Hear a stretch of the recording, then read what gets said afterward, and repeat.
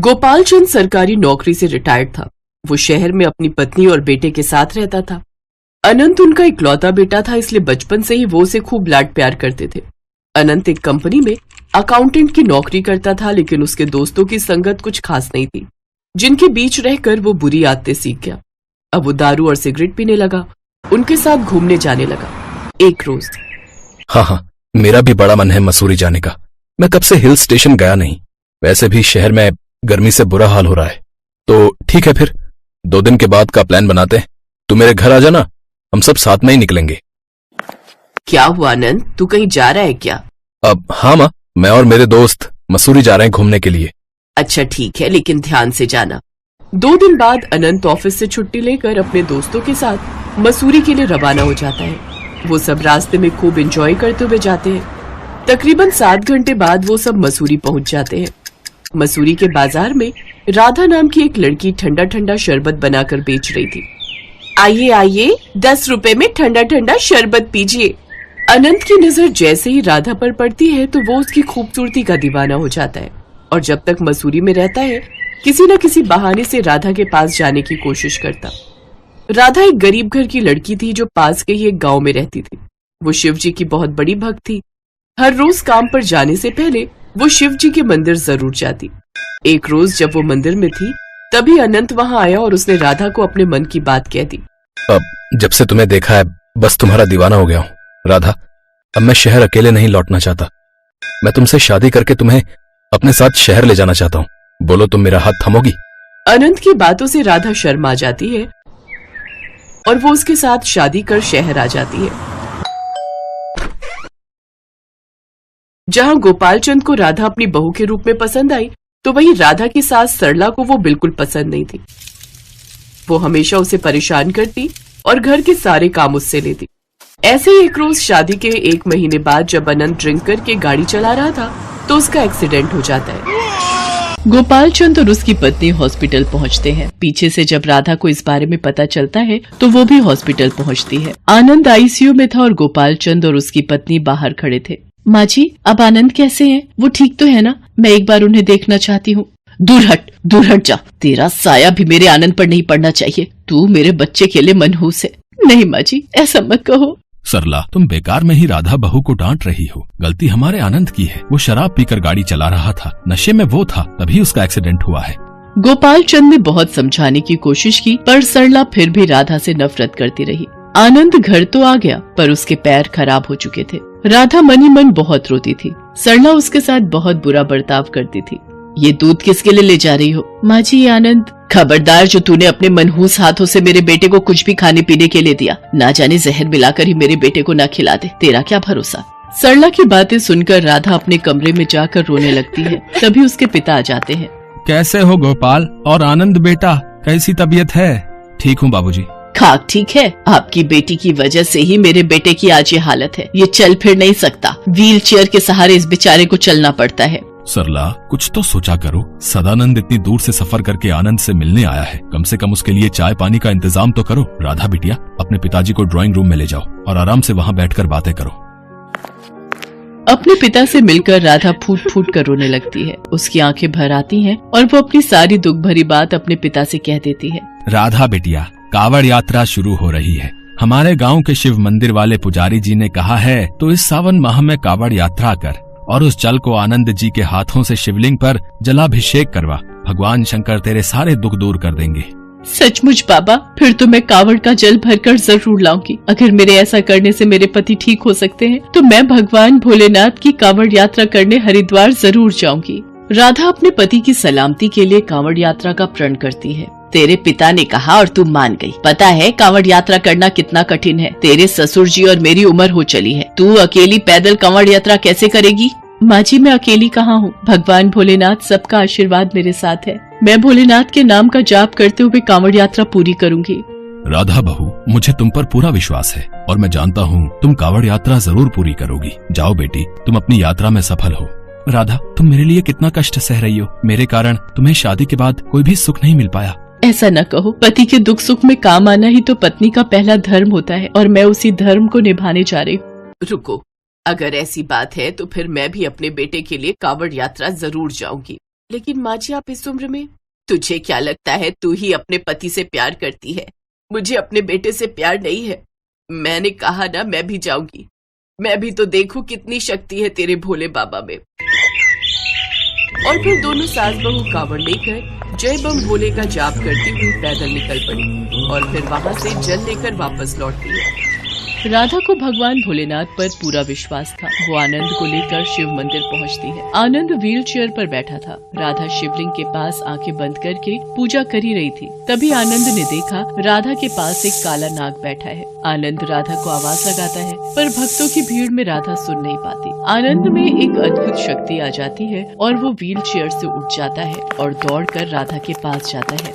राधा बचो, तुम्हारे बराबर में नाग है। कहाँ है नाग? आनंद की बात सुनकर भक्त हैरान रह जाते हैं। यही तो था, कहाँ गया? राधा, मैं सच कह रहा हूँ, तुम्हारे पास एक नाग बैठा था। सुनिए, आप व्हील चेयर से यहाँ तक चल कर आए। आपने देखा आप चल सकते हो। हाँ राधा, मैं अपने पैरों पर खड़ा हो सकता हूँ। राधा, मैं खड़ा हो सकता हूँ। ये कैसा चमत्कार है? राधा की बात सुनकर और भगवान शंकर का चमत्कार देखकर वहाँ खड़े सभी भक्त भगवान शंकर को हाथ जोड़कर नमस्कार करते हैं। राधा आनंद के साथ मिलकर कांवड़ के जल से शिवलिंग पर जलाभिषेक करती है। आनंद को ठीक हुआ देखकर गोपाल चंद और सरला बहुत खुश होते हैं। मुझे माफ कर दो राधा बहू, मुझसे गलती हो गई। मैंने अपनी सर्वगुण संपन्न बहू को गलत समझा। सचमुच सावन के महीने में कावड़ यात्रा करने का कितना शुभकारी फल मिलता है, ये आज हमने देख लिया है। हे शिव शंकर, मुझसे जो भी भूल हुई हो उसके लिए मुझे क्षमा कर देना। मेरे परिवार पर अपनी कृपा बनाए रखना। सब मिलकर भगवान शंकर की पूजा अर्चना करते हैं और उन्हें नमन करते हैं। फिर सरला भी शिवलिंग पर जलाभिषेक करती है और आनंद दोनों मिलकर हर साल कांवड़ यात्रा के लिए जाने लगे। गायत्री एक गरीब ब्राह्मण की बेटी थी। वह भगवान शंकर की पूजा करती थी, इसीलिए उनकी इच्छा मानकर गायत्री ने महेश से विवाह के लिए हाँ कह दी। लेकिन विवाह के बाद जब गायत्री ससुराल पहुंची, माँ जी, देसी घी दाल में ऐसे चम्मच भर भर कर डाल रही हो जैसे आपकी छोटी बहू अपने साथ कुबेर का खजाना लेकर आई हो। बिल्कुल ठीक कहा आपने भाभी। देवर जी तो पहले ही निठल्ले थे, ऊपर से देवरानी आई, वो भी भिखारिन। अभी तो नई बहू घर में आई है, उसके कानों तक तुम्हारी आवाज पहुँचेगी तो उसे कितना बुरा लगेगा। बुरा लगता है तो लगे, पर इस घर में आज से उसी की चलेगी जिसका पति काम करता है। उमा और सरोज की बातें सुनकर गायत्री की आंखों में आंसू आ जाते हैं। माँ, तुम दोनों भाभियों से कह दो, मुझे कह देती थी तब तक ठीक था, पर गायत्री को खरी खोटी सुनाने की क्या जरूरत है? आप यूँ गुस्सा मत हो, मुझे उनकी बातों का बिल्कुल बुरा नहीं लगा। अगले दिन महेश जल्दी तैयार हो गया और अपने दोनों भाइयों से बोला, भैया, मैं सोच रहा हूँ आज से मैं भी आप दोनों के साथ दुकान चलूंगा। कोई और काम ढूंढने से अच्छा है अपनी दुकान पर ही बैठ जाऊं। अरे तू अभी दुकान जाकर क्या करेगा? तेरी नई नई शादी हुई है, कुछ दिन गायत्री को लेकर कहीं घूमा। हाँ महेश, बड़े भैया ठीक ही तो कह रहे हैं, अभी तुम आराम करो, काम तो हम संभाल ही रहे हैं। पर भैया, महेश के दोनों भाइयों ने महेश की एक न सुनी और दुकान चले गए। कितनी बार तुझे कहा था अपने भाइयों के साथ दुकान जाया कर, पर तू मेरी एक नहीं सुनता था। महेश उदास मन से बाहर चला जाता है। तभी गायत्री, इस घर में कोई नौकर चाकर नहीं है, यहाँ पर काम खुद करना पड़ता है। ऐसे अगर इतनी देर तक पूजा पाठ में लगी रहोगी तो घर के काम कौन करेगा? भाभी, आज मेरा सोमवार का व्रत है, इसीलिए भगवान शंकर की पूजा कर रही थी। भगवान शंकर की पूजा करने और व्रत रखने से घर का काम नहीं हो जाएगा, वो तुम्हें अपने हाथों से ही करना है। कपड़े रखे हैं, जल्दी से निपटा लो, फिर रसोई में खाना भी चढ़ाना है। तुम दोनों इतनी निर्दयी कैसे बन सकती हो? अभी कल ही तो गायत्री बहू शादी होकर आई है, उसके हाथों की मेहंदी तक नहीं उतरी। क्यों? इतने सालों से सरोज और मैं मिलकर इस घर का सारा काम कर रहे हैं, ये करेगी तो कौन सा इसके हाथ घिस जाएंगे? माँ जी, आप चिंता मत करो, मैं सारा काम कर दूंगी। घर के काम करने से तो मन को सुख प्राप्त होता है। गायत्री की दोनों जेठानी बहुत कड़वे स्वभाव की थी। अब तो रोजाना ही वो आराम से बैठी रहती और गायत्री पूरा दिन घर का काम करती। ये बात महेश को सहन नहीं हुई। एक दिन, भैया, मैं आप दोनों से कितने दिनों से कह रहा हूँ कि मुझे भी दुकान जाना है। देख सुमेर, सच्चाई तो यह है कि हम तुझे दुकान में से कोई हिस्सा नहीं देंगे, और वैसे भी वो दुकान मेरे और दिनेश के नाम हो चुकी है, तो उस दुकान में तेरा कोई हक नहीं है। मैं कुछ समझा नहीं बड़े भैया। उस दुकान को मैंने और भैया ने अपनी मेहनत से बनाया है। तू तो आज तक कभी दुकान गया ही नहीं, अब तू चाहता है कि पकी पकाई रोटी हम तुझे दे दें, हैं? वो हम कभी नहीं करेंगे। तू कहीं और नौकरी ढूंढ ले। महेश के दिल पर अपने भाइयों की बातों की ऐसी चोट लगी कि एक सुबह गायत्री अभी सो रही थी। गायत्री, मुझे माफ कर देना, मैं तुम्हें बिना बताए ये चिट्ठी छोड़कर जा रहा हूं, पर मैं अब तभी लौटूंगा जब मेरे पास बहुत धन दौलत होगी। महेश की चिट्ठी पढ़कर गायत्री रोने लगती है। मुझे तो पहले ही पता था, अब देवर जी के बस की कुछ भी नहीं है। छोड़कर चले गए ना हमारी छाती पर मूंग दलने के लिए अपनी पत्नी को। हे भोलेनाथ, मेरे पति की रक्षा करना, वो ना जाने कहाँ चले गए हैं।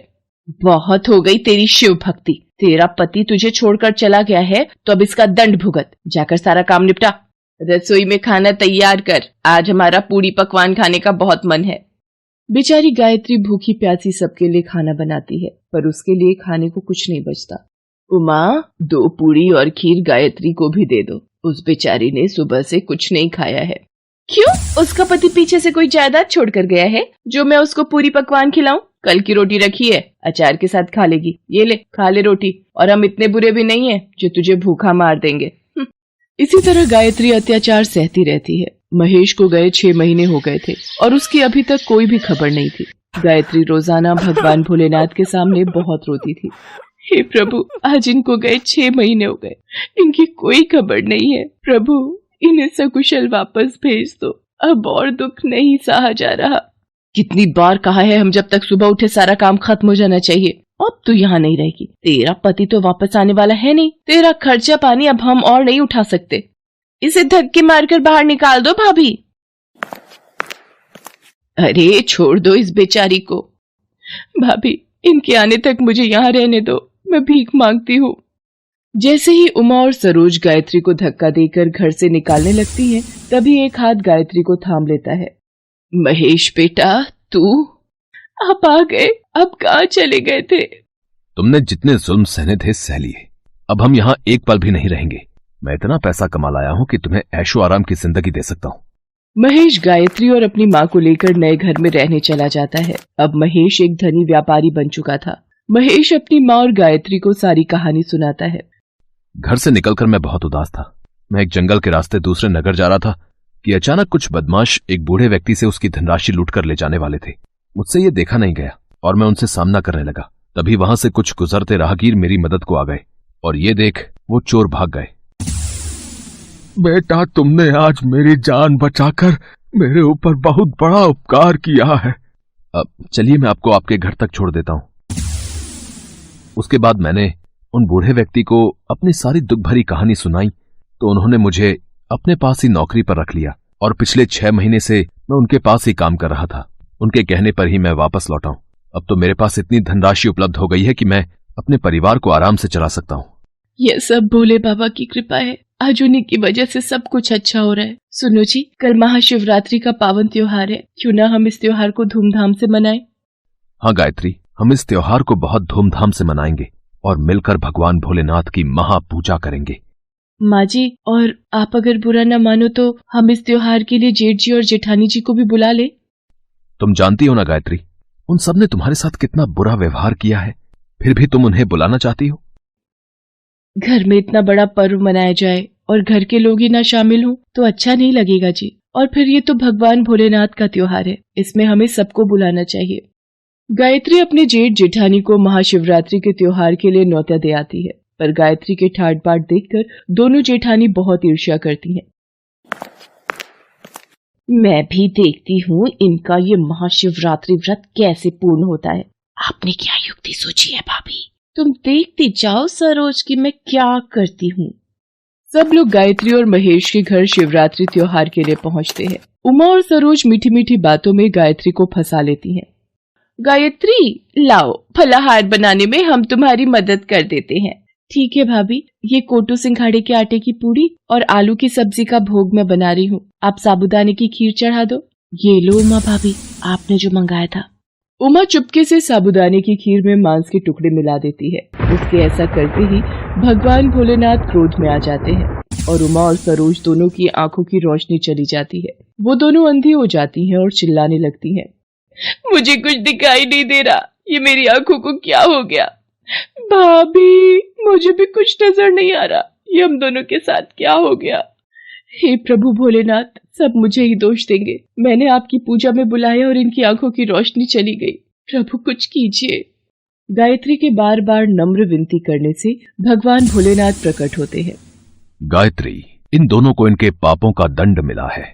इन्होंने तुम्हारे द्वारा तैयार किया हुआ महाशिवरात्रि का प्रसाद भंग किया, इसीलिए मैंने इनके नेत्रों की रोशनी छीन ली। ऐसे ईर्ष्यालु मनुष्यों को ऐसा ही दंड मिलना चाहिए। नहीं प्रभु, नहीं प्रभु, नहीं। मेरे कहने से इन्हें क्षमा कर दीजिए प्रभु। इन्हें इनकी आंखों की रोशनी वापस दे दीजिए। इन दोनों की तरफ से मैं आपसे क्षमा मांगती हूँ प्रभु। ठीक है गायत्री, तुम्हारे कहने पर मैं इन दोनों को क्षमा कर देता हूँ। तुम हमेशा खुश रहो। मेरा आशीर्वाद सदैव तुम्हारे साथ है। इतना कहकर भोलेनाथ अंतर ध्यान हो जाते हैं। गायत्री के जेठ जेठानी शर्मिंदगी से वापस लौट जाते हैं। उस दिन के बाद गायत्री अपनी सास और पति महेश के साथ भगवान भोलेनाथ की कृपा से खुशी खुशी जीवन व्यतीत करने लगती है।